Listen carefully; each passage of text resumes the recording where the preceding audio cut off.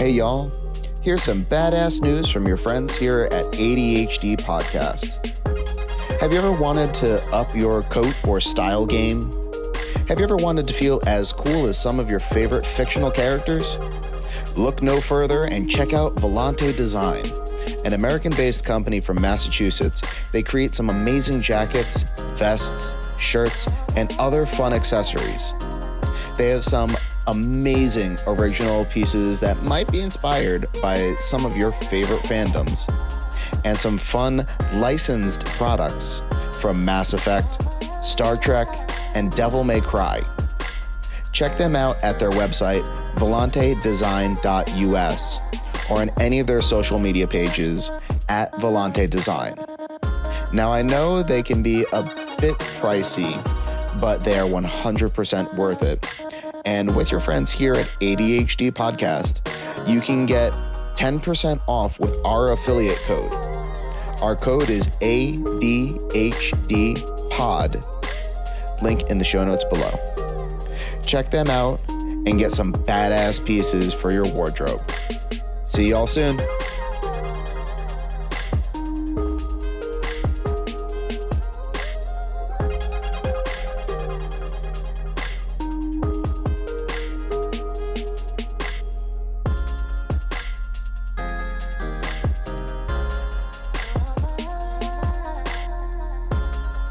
What is up, everybody? Welcome into this edition of the ADHD Podcast. I'm one of your hosts, Rob.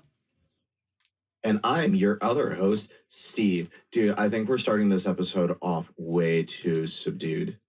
Yeah. You know what time it is? What time is it? It's your time! Is there any way to do like a fist pump through the airwaves here? I hope so. You mean the Adventure time! This is, of course, one of the most popular shows out there. We're finally going to talk about it. Adventure Time. Hits close for me because as a animation student, I actually pitched my cartoon out of undergrad to this studio that ended up making Adventure Time. Love Frederator Studios. They always take risks. They always have fun, and Adventure Time certainly was that. Oh, yeah. Adventure Time, especially when it came out, it was around that time that everything was just starting to get like a little weird or was like starting to shy away from the weirdness, that Adventure Time just said, screw it, we're going to go really weird. You thought Chowder was weird? Hold my beer. You thought Marvelous Misadventures of Flapjack was weird, which basically created all of Cartoon Network for the next couple of generations. Oh, yeah. But, yeah, no, Adventure Time, definitely one of the best shows out there. Stacked cast, well-known cast, Jeremy Shada, John DiMaggio, Hendon, Olivia Olson, list goes on. They pull in some great characters, great cast, and this is one of those like dystopian kind of shows that everybody gets to, but it's one of those weird shows too. A lot of people connect to it on the weirdness level, on the funny level, on the humor, on the messages that it preaches. Pendleton Ward, great job on what you did with that, and also carrying that over to Bravest Warriors, which you can find on YouTube as well. Oh, yeah. And, like, even just looking at when it came out. So this came out, I believe it started in, 2010, the show? Yeah, it started off 2010. It actually kind of, ironically, weirdly enough, debuted on Nickelodeon. If anybody remembers that, everybody knows this as a Cartoon Network show through and through. But Nickelodeon was the first one to pick it up, actually, off of Frederator, but they turned it down. Yeah, well, I know that Nickelodeon did a lot of work with Frederator over the years. Like, wasn't Jimmy Neutron a part of Frederator for a little while? Or I might be thinking of... No, not... Or was it Fairly Odd Parents that was Frederator? There you go. Okay, that's what I thought. Frederator! Because I know that like Frederator and Nickelodeon were like very good bedfellows for a while, just because a lot of their stuff was showing up on their network. And it was interesting to see a well-known Nickelodeon associate pop up on their biggest rival. Yeah, no, and they really took the ball with it for years, especially just like initially right off that first episode of Adventure Time, the Gumball Party, one that aired on Cartoon Network. I think it just fit so much Cartoon Network's vibe at the time more than what Nickelodeon was going for. It ended up really working out for them in that regard in terms of, you know, capitalizing on what is a good theme and what a good fit for them is. I mean, at that point now, you've got the big three for Cartoon Network at that point. You have Adventure Time, you got Regular Show, and you got Steven Universe all firing off basically at the same air times. Like, you're not missing right now at that point for them. Mm-hmm. Yeah, no, and it started like you said, it started off strong with the you said it was what, the Bubblegum Party? Yeah, the Slumber Party. Where that's where all the people become, where the outside becomes zombies, and Finn has to protect the people inside the castle. Oh, that's right. Yeah. And I'm even like just looking at some of like, so that first season is just I know that I said that off recording, but oh my gosh, like there are so many memorable episodes from just that season, and it was strong to start off everything. It was absolutely wonderful. I mean, it was just at first, it was just so, and you can even ask DiMaggio, because he talks about this. I've heard him saying it in an interview.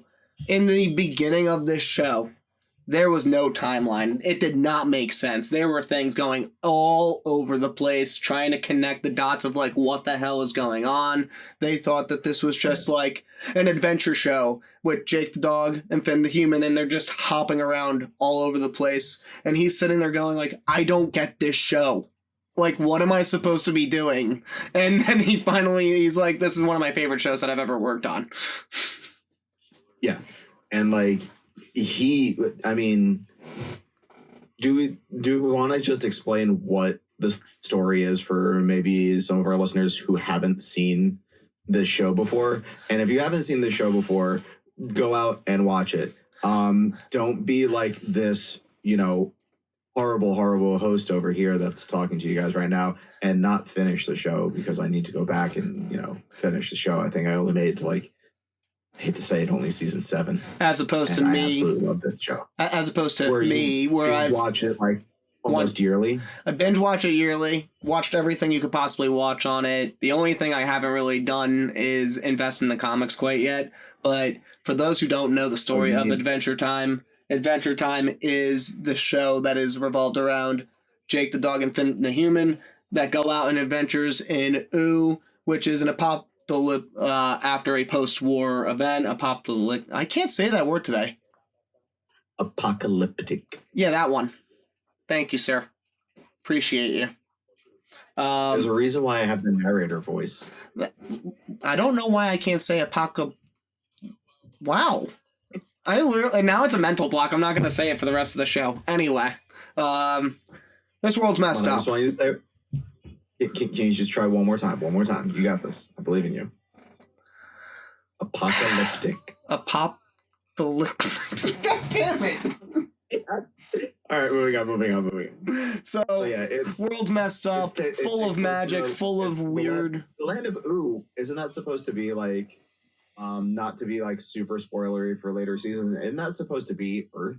Yeah, that's Earth. That's after the Great Mushroom War. We a massive crater into it, and that's how we get the world filled with magic, or the 4 elements. Excuse me: candy, fire, ice, and slime.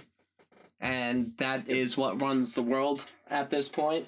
And it's the adventures of Jake and Finn going out on adventures. Finn growing up as a teenage boy, figuring out things about crushes, thinking about what it means to be a real hero. It hits some major themes at some points along the way. You have a lot of fun in terms of just following this kid through essentially growing up while going on these wild, crazy adventures against some of these bad villains, badass villains that the show comes up with, and it presents it in such a goofy way. Apocalyptic like villains that pop up that almost destroy the land of Ooh. Yeah, exactly. I mean, not to go too crazy into it, you got characters like the Lich, you got Hunts and Abadir, you've got the vampires, you've got you got so many different sides of the entities. You got Golb, King of Mars. I mean, hell, you even have like, you know, one of the most ridiculous villains who's not really a villain, he's just an old guy. Ice King almost destroys the world. I love how, and this is one of the fun aspects about this show, and you can even go find it online on the Pitch Bible. In their actual show, they present Ice King as a villain, but the more that the show carried out, they more fleshed out the character of Simon, and that's what even led us into getting Fiona and Cake more so as well, which I know my co-host over there hasn't watched, but if you haven't watched it before Max decides to take everything down, which they plan on doing with Adventure Time October 1st, so make sure we're watching Adventure Time or get yourself that hard copy now before, you know, the wonderful people at Max do what they do best and take things down. But anyway. Yeah. I mean, even with the Ice King, he has one of my favorite side characters. And Ice King is one of the best character arcs that I think you see in the show, honestly. Oh, yeah. Between, I don't know who grows the most in this, and that's kind of the cool part about this show. A lot of the times you feel like you watch these characters and, like, you know, obviously the main guy grows, but some people stay the same. I feel like everybody in this show, by the end, main character-wise, you've seen them grow and develop a lot more than the average character. I mean, you just see them, I'm trying to remember how many seasons it is. Is it 10 seasons, 11 seasons? Let me confirm this, but I believe it is. Over the entire time, you get to see them grow as, like, every character has a phenomenal arc for, at least from what I've seen for most of the seasons. And, like, I've had a lot of stuff spoiled for me at the end, that it does come to a beautiful culmination. That it actually, like, you feel it as a complete story. And when it continues on in Distant Lands,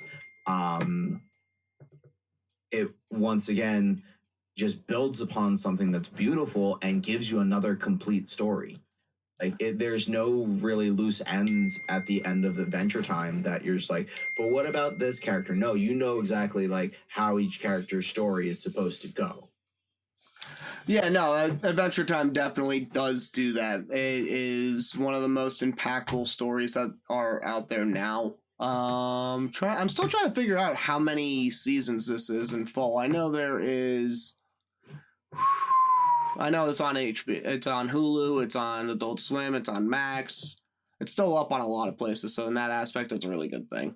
It's 10 seasons. 10 seasons. Okay, thank you. I don't know why I can't navigate IMDb right now. I was on Wikipedia. Oh, that might be smarter. I like IMDb for some reason, though.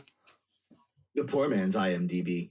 It was also 283 episodes.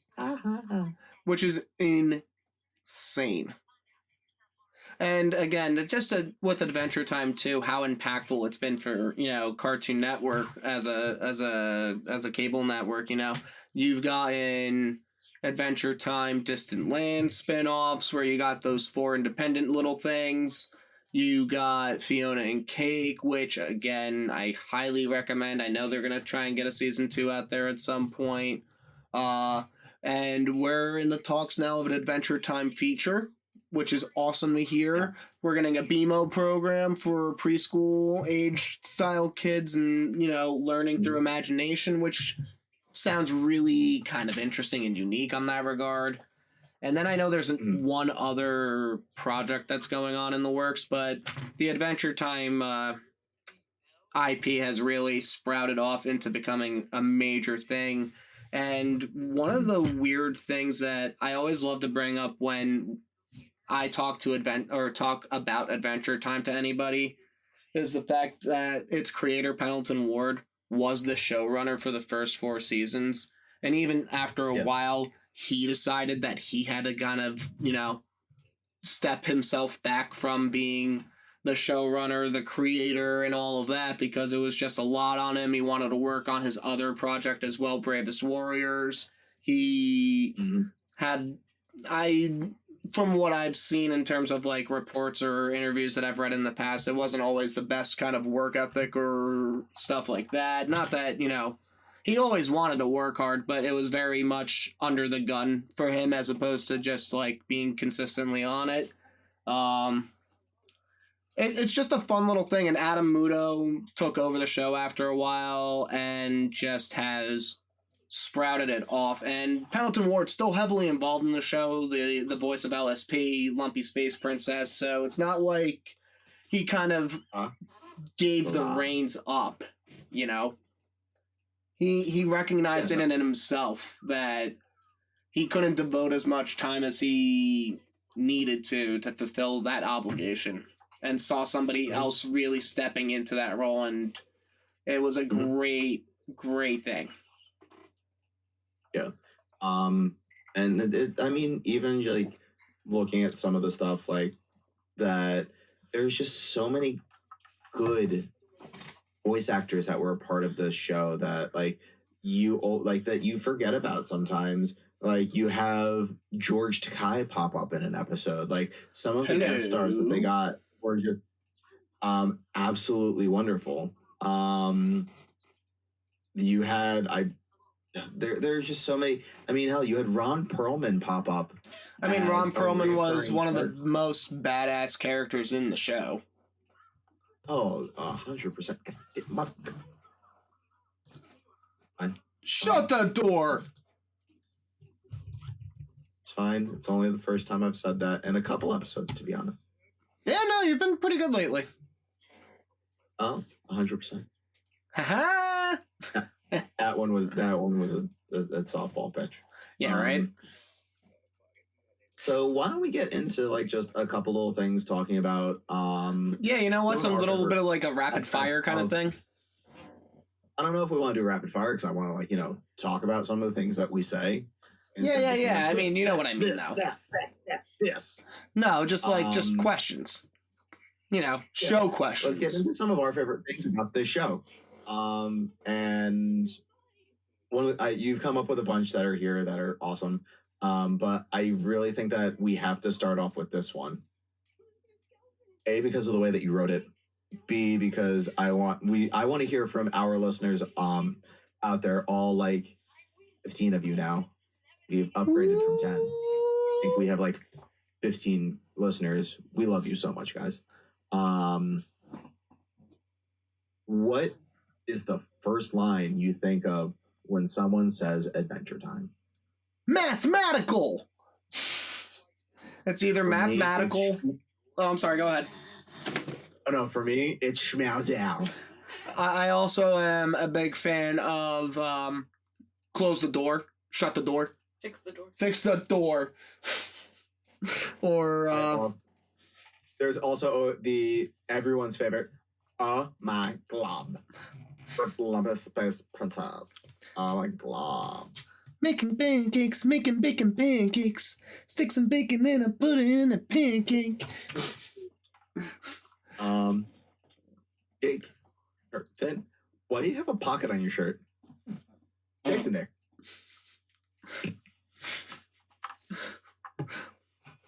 Oh my glob! One-liners. There's so many good one-liners from this, from the show. I mean, from one of the earliest episodes, the one about the Enchiridion,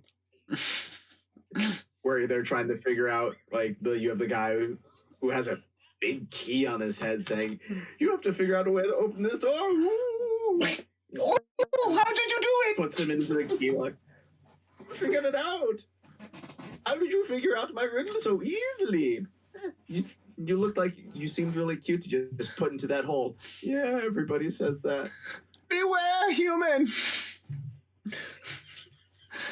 They're just good one-liners, and that I feel like there are some, and when I say kids, I 100% mean kids nowadays that are like, middle school, high school, elementary school, that'll say some of these things because either they heard it from their parents or like somehow they're watching reruns of the show that they don't understand why they say it or what the meaning is behind it. We're just like, oh, what a good boy am I. Oh, what a good boy am I. Sticking thumbs in... running around just sticking their thumbs in pies. Yep. Uh... There are a lot of different like lines that you just think of when you hear egress. Like, I love the idea of just being there. Mathematical. I said that for years anytime I got super excited about something. What the flip? And like, have you ever made bacon pancakes? So good. I have, because of that show. So good. And I fell in love with it, and bacon pancakes are delicious. Absolutely delicious. Some of the best breakfast meal that you can have. Absolutely. Adventure Time for the win once again. Or one day I hope to try and make Jake's perfect sandwich. I've seen like people do it online. I've seen people do it online, and I'm lobster soul. The lobster soul is the only thing that gets me because I don't eat seafood, and I don't know how much I want to try to get a crustaceans or. But you don't have to eat it. That's the best part. You don't have to eat the physical lobster. You just have to eat its soul. I understand that, but even consuming its soul, I feel is going to taste briny that I don't want. And I also don't like tomatoes. But like the sous vide steak looks delicious. Like the perfect bun, like toasting it with a blowtorch. Oh yeah, no. Oh, God. Now I'm hungry. I hate you. I just ate. Now I'm hungry again. Okay, I don't have it in my list there, but I'm gonna throw it out there now. Favorite side character, not the other one yet. Favorite side character. My favorite side character. Does Marceline the Vampire Queen count?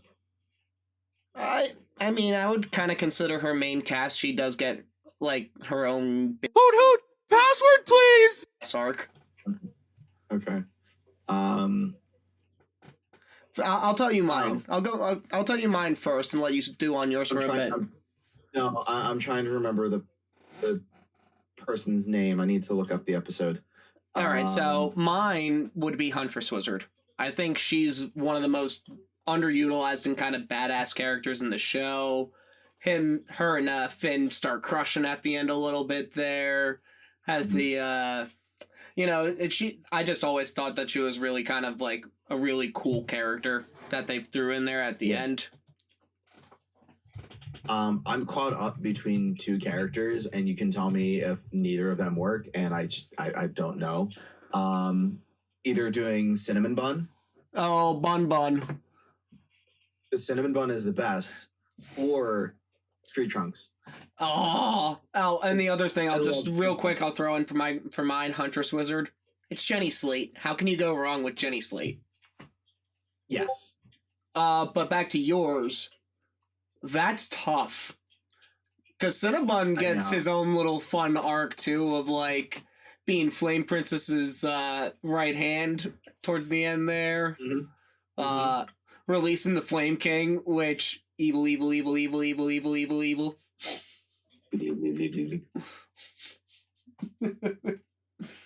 But I love Tree Trunks, and I know that like she comes back a couple different times. But I feel like she doesn't get like a full like arc. Oh, she gets a couple of them. I mean, she marries Mr. Pig and the multiple husbands. Yeah. Wyatt's the worst. And she also helps raise, a lich. Well, she potential lich. Sweet Pea is a good boy, and he fought off the lich. Okay? Sweet Pea, this gigantic good boy. Okay, so I would put in Tree Trunks as one of my favorite like side characters. Every episode that she's in, it's always a fun one, especially the first one where she finds the crystal apple, eats it, and then just explodes. Yeah, and you're just like, what the actual F just happened? Yeah, I remember my brother watching that episode for the first time, and he was like, "What are you doing to me?" And I was like, "I'm so sorry." Oh Lord. You want to take the next question? All right. So the next question that I'm going to hit with you, and I definitely, I want to go more towards talking about some episodes and everything. Which episode creeped you out the most? I think I have a couple of different answers on this one. I'll go with two. I have two answers. Egress is always an episode that just like haunts my psyche. It's not that it's like creepy or horrifying in any kind of way. It's just that it's a lot in that regard. Of Which one is that again? That's when Finn gets trapped in this tomb and he can't use his sight and he can't use any of his normal abilities to get himself out of the path. And anytime he opens his eyes, he's set back to the very beginning of this labyrinth and he's just stuck in this perpetual state, of he can't get egress. Okay. And then that one I remember. Again, just horrifying in concept. The other kind of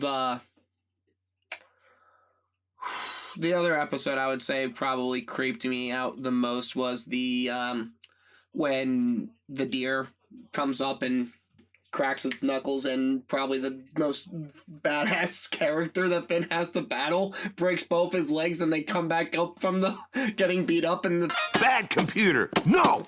Now go sit in the corner and think about your life. Creepy the creepy clown nurses. More kisses. Yep. I know exactly which one you're talking about.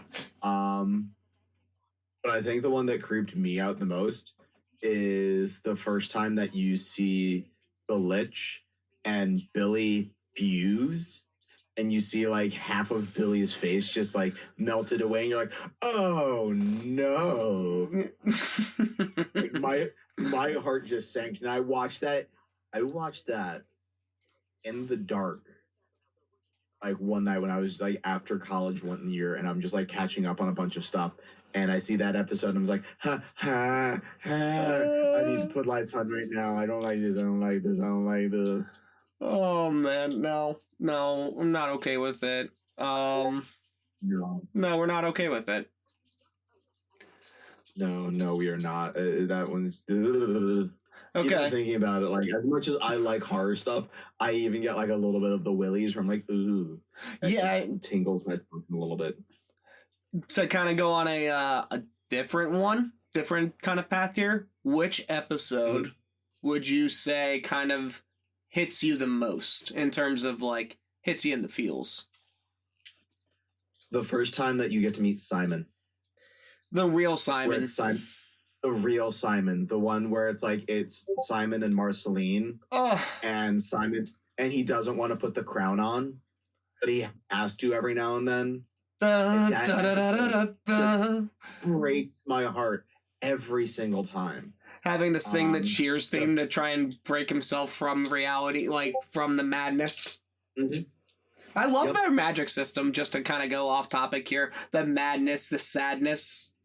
Oh my god, it's such an interesting way to kind of talk about magic in that regard. The madness and the sadness and losing yourself in between the two and trying to figure yourself out is part of how you gain magic in their world. Yeah. And like some of the magic, even if you look at it, it seems like very science based too, which is really cool. Which is why PB thinks that she's better than all the wizards, which I still find that to be one of the most hilarious, like, little side jabs throughout the series that, like, Princess Bubblegum, so not about magic or magic users. Nope. I know how you do, you flippin' jazz. Yeah. No, like it's always funny to like see that, especially which episode was it where Finn was getting all of like the stars when he was doing like the wizard challenges? Oh, and, like, learning all of the different spells. Yeah. And like even at the end of that episode, he was just like, "Yeah, we're never telling Princess Bubblegum about this." Right.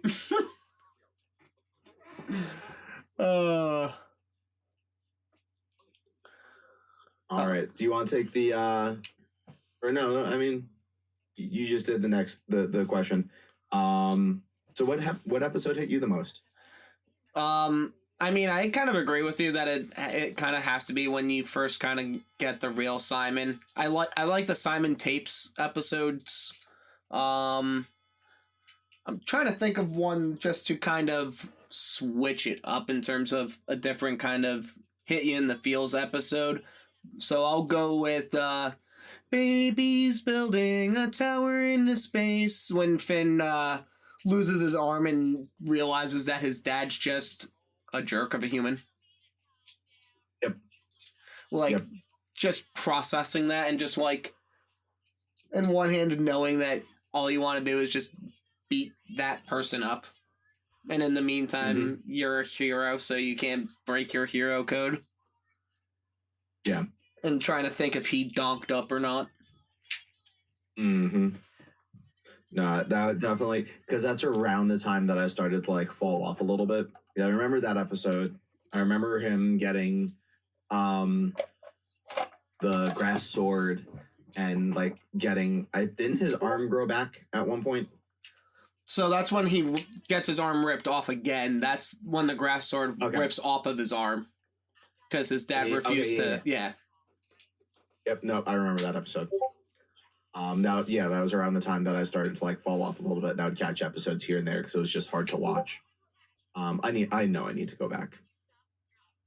But that I agree with that. That definitely, that's an episode that hits you right in the feels.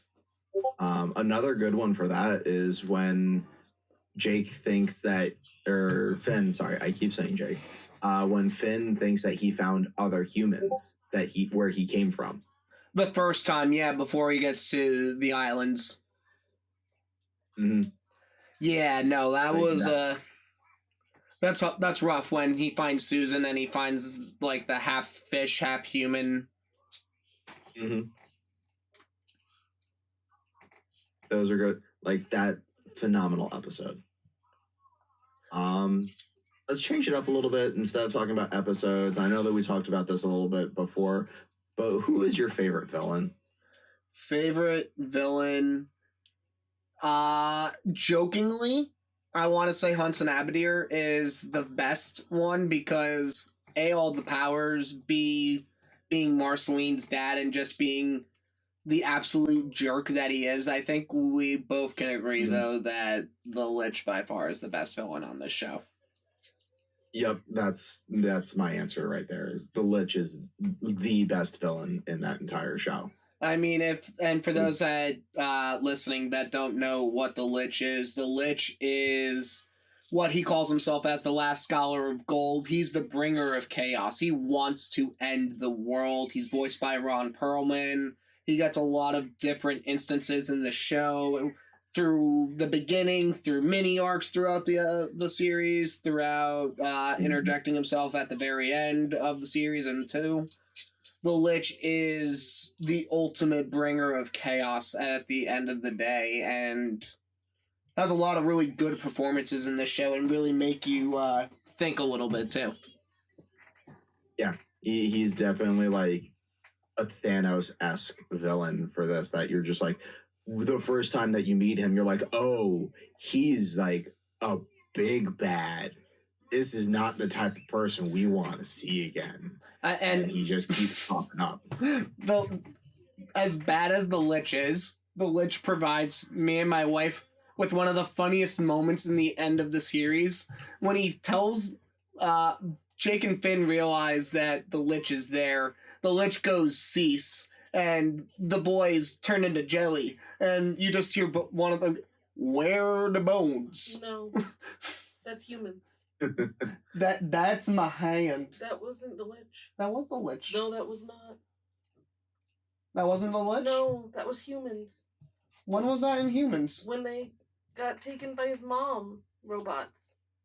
And they were in the jail cell. Oh, when they got shot, they got the shot, yeah. Okay. My wife is right. That was during humans. That wasn't the Lich. But still. That's my favorite freaking line. The Lich is badass. Yeah, no, the Lich is very badass. Stay out of this. We talked about our favorite villains. We talked about our favorite side characters. Who's your favorite character? Like out of the main roster, who's your favorite? Oh God. Why you gotta do this to me? Because I like to make you squirm. Honestly, I think I'm gonna do the easiest answer in the world, and I'm gonna go with Jake. Jake goes through a lot of growth throughout this show. Stretchy dog powers, lots of really goofy wisdom thrown in there. A character that's really much in that like duality of things. The other character I guess I could throw in there as terms of like mains that really get me going, Marceline too. The Vampire Queen is such a fun character. I hate you so much.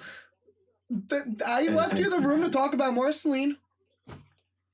I know, but those were the two characters that I was going to choose because I love John DiMaggio. Like his voicing for that character is wonderful. I will watch anything that he is in. To be honest, he's one of those voice actors that I'm just like I will follow his career until the day he dies. Yeah, more the day I die. Probably more the day I die.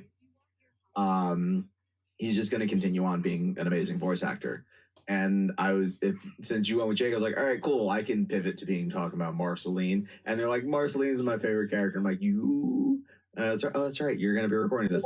Wow, you guys are really stupid. Evil, evil, evil, evil, evil, evil, evil, evil. Alternatively, I can also go with Bubblegum because I love Hendon's performance of her, and I think that's probably like one of her best characters that she's done outside of Starfire for the original Teen Titans and Teen Titans Go. But like, yep. Seriously, so much fun. All of these characters are so much fun. It's really hard to pick one because I love IK too. Like Simon, IK. Just like Ice King is another great one to toss in there because it's great to watch his character arc to go from this like bad guy who's just, ooh, what are you doing? But I need to capture the princesses. And he doesn't even know why he wants to capture the princesses. He just wants to capture the princesses and marry them. And then they're just like, well, you have to kiss. He's like, ew, I don't want to kiss you. Gunter, why did you goont my fries? I was saying, and you have the best like little henchman and everything of just having good old Gunter. How can you be mad at him?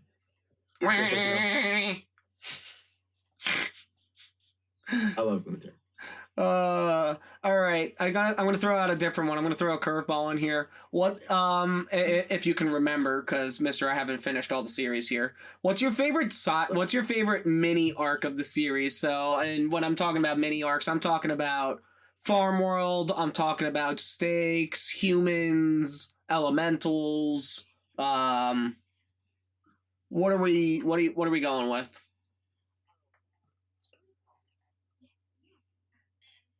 I know it wasn't like a back episodes, but I think one of my favorite mini arcs for the entire series probably was learning about the Mushroom War. Yeah, just getting the snippets from the Mushroom War, I feel like that was fun. Yep. You are right. I feel like that was kind of like that. That has been my favorite to like see, because they call it the Mushroom War, and you're just like, what does that mean? Were mushrooms growing everywhere? And then when you actually see it happen, then that mushroom clouds, and which ironically you atomic- see in the mini arc for Farm World when you get Farm Finn. Yeah. Mm-hmm. When Where Finn foolishly wished Prismo, the Wishmaker, that the Lich never had even ever existed, and took away all magic in the world. In that version, right? and that's where he has the robotic arm, right? The first Yep. time that you see that. When you get the hint that he's going to lose his arm with the robot arm or the metal arm, him having to sell Barbar. Mm-hmm. Man, I love this show. It's a lot of fun. They do so. It's such a it weird really is. concept of a show, and they knock it out of the park. Yeah, no, like it really is a weird show, but it's absolutely wonderful. And like we can speak the praises until we're blue in the face, which is kind of what we're doing right now. Please make sure to breathe. But there really is like this helped define a good chunk of millennials and even like some early Gen Zers. Yeah, There's a lot of good stuff that has come from this show that it's made us who we are. and for me, for finally answering the question, I think my favorite mini arc in the whole series that we get is Stakes for a couple different reasons. That's the vampire arc, right? Yep, that's the vampire arc where Marcy doesn't want to be a vampire anymore. You kind of get like a triple story out of one mini series here where you get to see where Marcy gets her powers and how she got from being just the queen or the princess of the underworld to vampire queen and knocking out all these vamps and stealing their powers. And then you also get more into Bubbling, which is adorable. You know, it was like the speculative for like while it was airing, like are they not? Is this really gonna be a thing? You get Stakes, you get them all nice and cuddly with pet butts, and it's like, oh, it might happen. And then the other aspect and then it happened. And then the other fun aspect that you get in Stakes is the vamp history in OO. Like the king vamp and the queen. Oh my god, pig. Why are you running when you block my light? When Jake, slow down. What, bro? She's gonna eat me.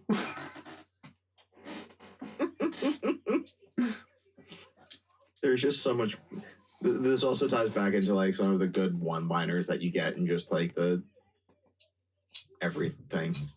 It's all right. So this one, go on. It's Adventure Time, man. It's what they do. Their weird ass lingo works. They tell fun stories. It's just what they do. So I'm going to ask you a question that's not on the list. Dun dun dun. What is your favorite piece of food in this entire universe that you see them make?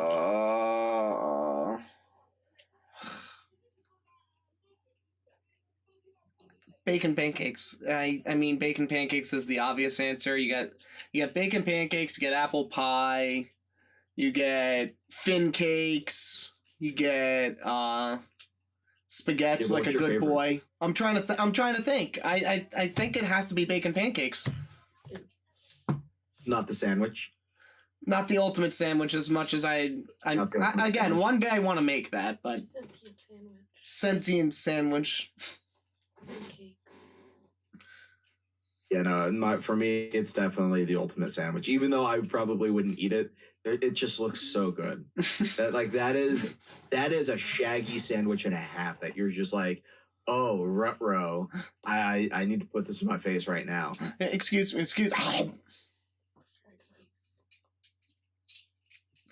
Oh man. Favorite Finn sword. Favorite Finn sword. Ooh. Favorite Finn sword. I just kind of randomly, threw that one in my, Finn swords. What are we thinking? It's either gonna be the grass sword because I love how it's just like fweep, fweep, fweep, fweep, fweep, fweep. I absolutely love that one. And I think I love the demon sword that he had for a little while. Yeah, the knight sword, the Nightosphere sword with the eye in it towards the end. Yep. That he loses literally as the big baddie comes. Yep. Oh man, those are great choices. I mean, obviously, Grassblade, you get Fern, and a whole nother can of worms when you're dealing with that evil entity. Or not evil entity, I guess, but when you're dealing with that. That entity. Yeah.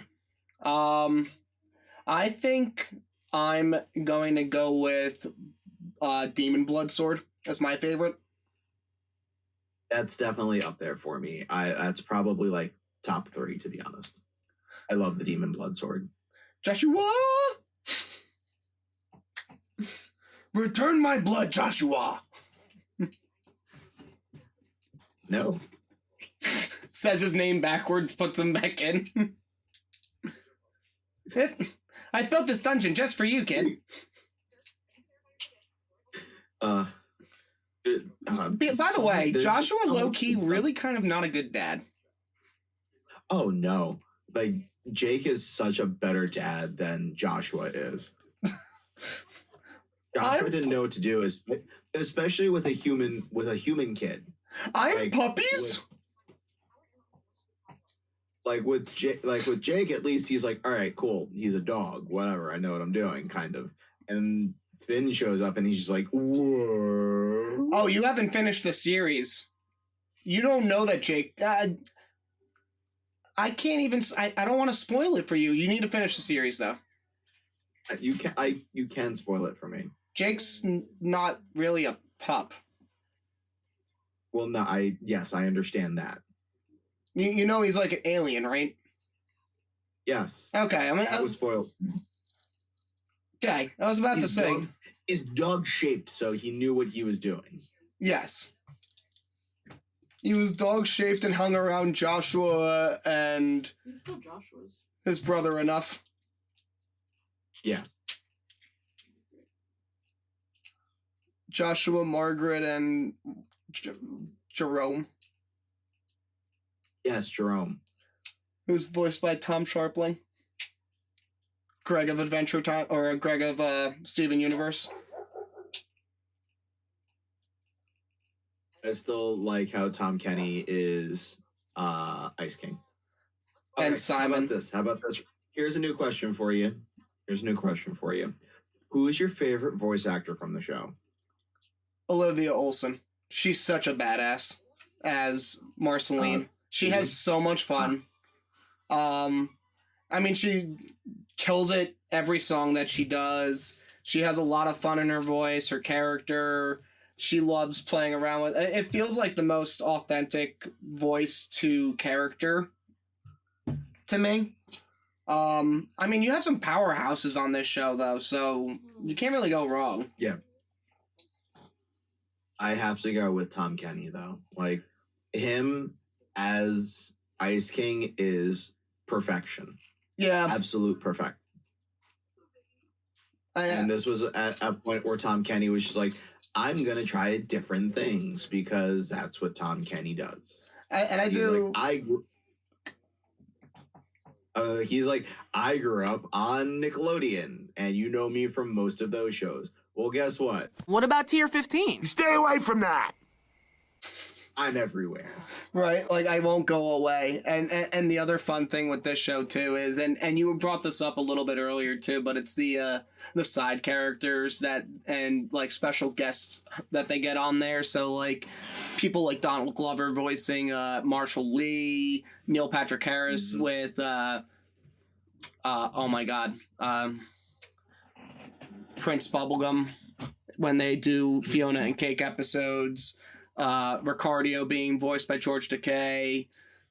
I was just about to be like, we have George Takei. Oh my! Like they pull out some really big names to play some of these random characters, and it's just like, yeah, sure, let's do it. It's very similar to like kind of how SpongeBob does some of their like one-off characters, or like a couple that just kind of like recurring characters that won't come on too much, where they'll have big names pop in, or even like, I mean, a lot of shows do stuff like that. But like SpongeBob is just one of the ones that kind of sticks in my brain. Yeah, for sure. How many princesses do you think we can actually name? Aside from Princess Bubblegum. Oh, there's Princess Bubblegum, LSP, Flame Princess, Slime Princess, Slime Princess, Hot Dog Princess, Muscle Princess. Isn't there like a Ghost Princess? Yep. Raggedy Princess. I think We said Flame Princess already too. I said Flame Princess. Phoebe. Great character. Oh yeah. Another great. All the characters are fun in this. Well, we're trying to think of like different princesses. Who's your favorite? Out of the princesses? Besides Princess Bubblegum. Because I already mentioned that I do love PB. Oh, so do I. I mean, I love the German for her. I love the narcoticness of her. Anyway, no. Favorite other princess. I mean, there's part of me that wants to say LSP because, God, is she integral in the end game and is voiced by the creator of the show, Pendleton Ward. But I think my real answer is Slime Princess because I dig that vibe. I just dig her random vibe. I don't know why.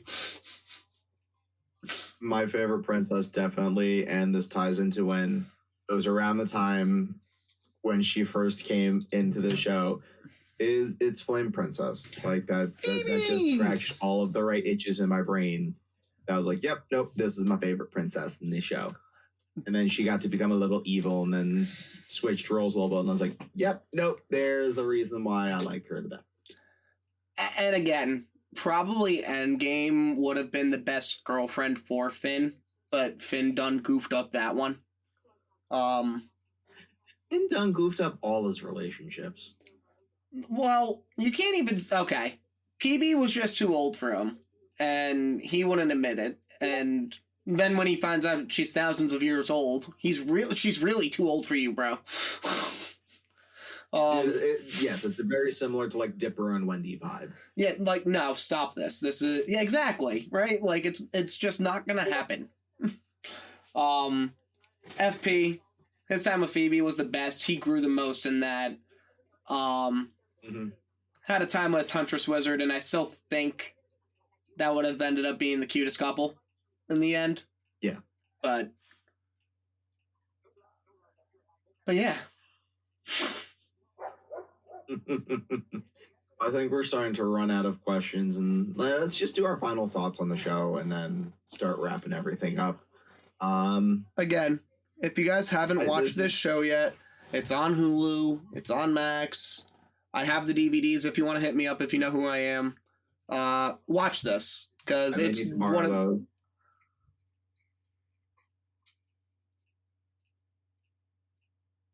What? Look at that face. What face? I didn't do a face. This is a phenomenal show. Watch it before Max takes it down. Yes, definitely. This is definitely a show that, like, if you like weird, obscure, Sci-fi, random- fantasy. Yeah. If you like that vibe, just get into it. It's gonna be really weird at the beginning, and it's gonna be really weird throughout the entire thing. But the stories that you get from it, the emotions that you get from it, everything is just Here, hon, choose this one to protect your bun. notch, man. It's top tier. Absolutely wonderful. It is top tier. Yeah. Like, and there's a reason why people reference it. There's a reason why it still has staying power to, like, nowadays to talk about it. There's a reason why they had the Distance Land. That was a special, right? It wasn't. Like, Yeah, so that was that series. the 4-episode mini arc after the finale of Adventure Time, while they're still getting content made. Yeah, it's like you have all the comics. We didn't even touch upon the comics because we haven't, like, that's not a part of our personal life. But that helped create a studio. There's like just a comic studio with Kaboom. There's just so much to this IP that if you haven't watched it yet, you're kind of doing yourself a disfavor culturally. Oh crap! I forgot to add something, and I'm gonna toss in here at the end for potentially a future guest. My buddy Kevin, I kept forgetting to bring in Root Beer Guy. Oh, Root Beer Guy, Dirt Beer Guy. How that's based off of, like, the idea of Glengarry Glen Ross. Yeah, And, like, all of, like, the film noir stuff. That's like it hits almost every single genre that you can think of. I'm sorry for if there's going to be noise in my background. There's an ambulance that just drove by, but this show seriously hit every single, like, genre that you could think of, from cutesy and kawaii to really dark and gritty to out there and effed up, and you're just like, speaking of out there, and before I forget to mention it, the food chain episode must be talked about, must be studied, because you could watch that on a loop, you could watch that sober, you could watch that under the influence of things, but, like, wow. What a strange episode. What a cool episode. What a, like... Mm-hmm. You get lost in it, because you could literally just sit there and keep looping it. Yeah. Like, that's one episode that it literally can go on ad nauseum. And you'll find something new every single time. The animation in that is just so light and plucky and fun, too, that I fail. If I forgot to have mentioned that, it would have been a crime. Yeah. That's why I had to bring up Root Beer Guy and talking about, like, you know, the noir and everything about it. Like, it's so good. It's so good.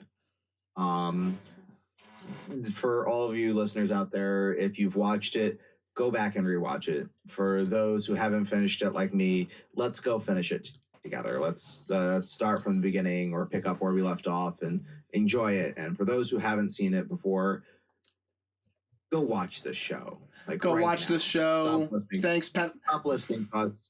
Don't listen to the outro music. Don't, as much as we love DJ Cutman. Just go. Go right now. Just leave. Go. You have homework. You have homework. Study up. You have homework. Go finish this show. Thank you once again, ladies and germs, for tuning in. I think that's all the time that we have for this episode. I am one of your lovely, lovely hosts, Rob. And I am your other ugly, ugly host, Steve. We did this a couple episodes ago, Steve. Self-confidence, amigo. Self-positivity. You are not an ugly duckling. You are a beautiful, beautiful budding swan. Good sir. You know what I have to say to that? I knew it. I didn't even have to look. I knew it. Bye, everybody. Later.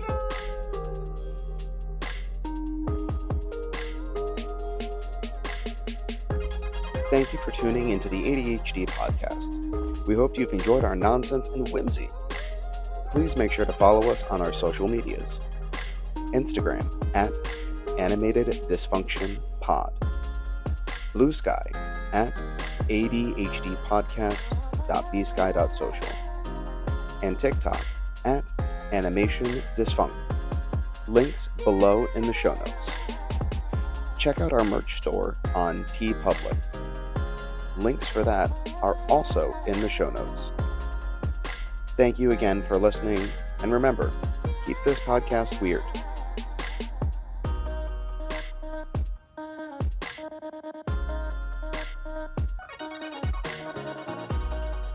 Hey, ADHD fan. Are you tired of regular energy drinks? Do you need a pick-me-up that won't make you crash or give you the jitters? Zoom on over to W Energy. They are a clean energy drink company that was created with you in mind. These powdered drinks will give you no crash, no jitters, and no angst like many other energy drinks out there.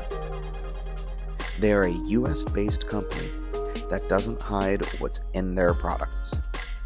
Pick up one of their tubs of powder to help energize your day. They have a lot of fun flavors and even some licensed ones with solo leveling. Each serving comes out to about $1 per drink, which is much cheaper than getting Starbucks, Dunkin', or any other canned energy drinks. And with our promo code, you can save 10%. Use code ADHW at checkout to save some green. That's ADHDUBBY. Check it out in the show notes below. Pick up your tub today and stay energized.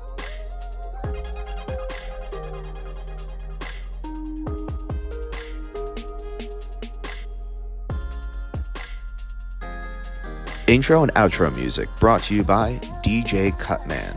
Find him on all available streaming platforms, and you can find him on Instagram and Twitter at VideoGameDJ.